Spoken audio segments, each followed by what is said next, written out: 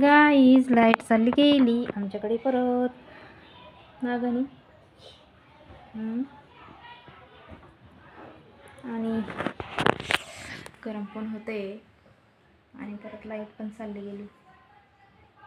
आता लगेच हे बघा इकडं आपण काय लाईट चालू करणार आहे का दिवसा? हां का ग? आणि येऊ लाईट चालू करणार आहे आपण. मग तर ऊन खूपच जास्त आहे आता ना, खूपच जास्त ऊन लागायला लागले. बापरे बाप म्हटलं. आणि परत गावाला जायचं आहे दाव्याला, तर अजून जास्तच गरम होईल. मागे गेलो तेव्हा बरोबर म्हणजे नॉर्मल होतं आणि आता तर उन्हाळा सुरू झालेलाच आहे नगणी. तेव्हा आता अजून जास्त ऊन वाढून लागेल. म्हणजे गावाकडे खूपच जास्त ऊन असते बरं का.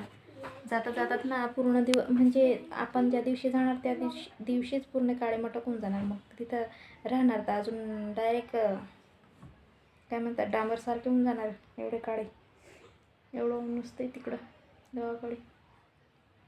एका दिवसात काळे मटक नागहानी. किती ऊन असतंय गावाकडे ना ग.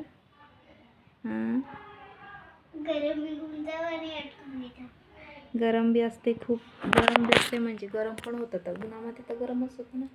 आणि तिकडं फॅन जरी चालू केला ना तरी एवढा गरम हवा फेकते ना फॅन तर एकदम थंडी वाजते ते एकदम नॉर्मल.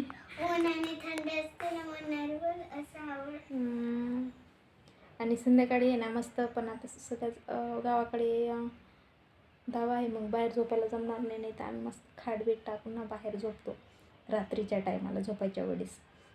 बाहेर झोपतो काही मच्छर नाही चावत गावाकडे, मच्छर नाही चावत. एकदम भारी वाटतं, एकदम एवढी भारी झोप लागते ना. इकडं काय करता, इकडे एवढी भारी झोप, बापरे बाप. मला तर असं वाटते मस्त सकाळपर्यंत झोपून राहू. पण नाही, तिकडे सासरीकडे तर मम्मी पप्पांकडे झोपायला थोडंसं भेटतं. पण मग एवढं बी नाही. आता पहिले जेव्हा म्हणजे लग्नाच्या आधी खूप भारी वाटायचं. लेटपर्यंत झोपलं ना तरी कोणी काय सांगायचं नाही. आता लग्न झालं, पोरं सोरं झाले, मग आता जमत नाही.